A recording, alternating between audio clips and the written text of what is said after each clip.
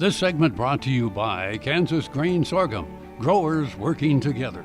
Find out more at kansasgrainsorghum.org. Welcome to Farm Factor. Up first today, Kyle and Timothy Dalton discuss the Feed the Future Innovative Lab for Collaborative Research on Sorghum and Millet, a consortium of international researchers, and how that organization benefits Kansas producers. Hi, this is Kyle Bauer. I have the opportunity to visit with Timothy Dalton, and I'm going to read who he is with. Timothy is with the Feed the Future Innovative Lab for Collaborative Research on Sorghum and Millet. Timothy, I want you to explain what your work does or what that organization does. Okay, great. Thanks very much. I'm also a professor at Kansas State University in the Department of Agricultural Economics. And what I do is I lead a program which links the best scientists that we have in the U.S. who are working on sorghum and also on pearl millet with researchers from Senegal, from Niger, from Ethiopia, to work on problems of sorghum and pearl millet improvement. So it's a consortium of U.S.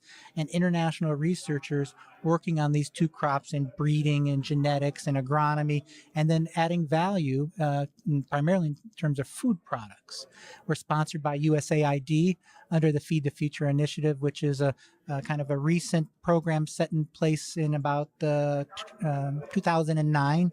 And in the past year, it's been approved by both the Congress and the House and signed into law underneath the Global Food Security Act of 2016. So strong support from Democrats and Republicans seeing the importance of these international activities to our domestic aims. Why is it that sorghum and millet get lumped together? What do they have in common, or how are they different? Well, we know sorghum here, and we have its positive sort of attributes of growing well where it's really hot, where it's dry, where we might not have enough moisture. Now, the only thing that stands between that cropland and rangeland is pearl millet. So pearl millet will grow in 108 degrees temperature, still produce a crop. So it is at the edges, the limits of cultivated crop. And so you see it in the hottest areas of West Africa, the hottest along the Sahara Desert. You see it in India and Rajasthan. And so it's an important sort of food security crop for those populations which live in probably the most harsh conditions in the world.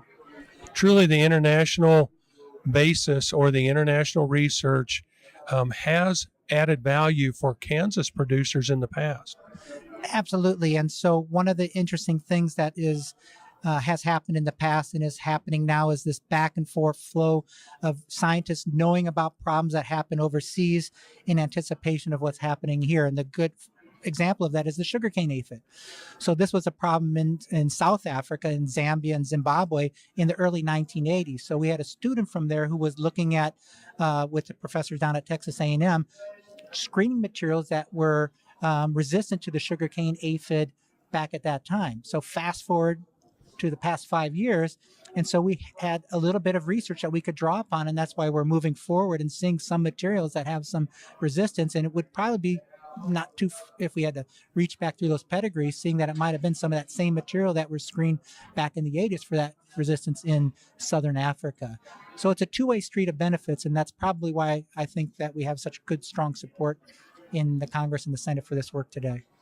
We're visiting with Timothy Dalton. Timothy is with Kansas State University. This is Kyle Bauer reporting.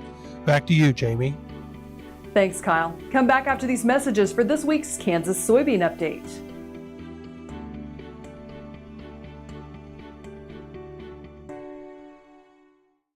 KFRM is one of the largest farm radio stations in the nation, dedicated to informing and entertaining rural listeners from northern Oklahoma to southwestern Nebraska.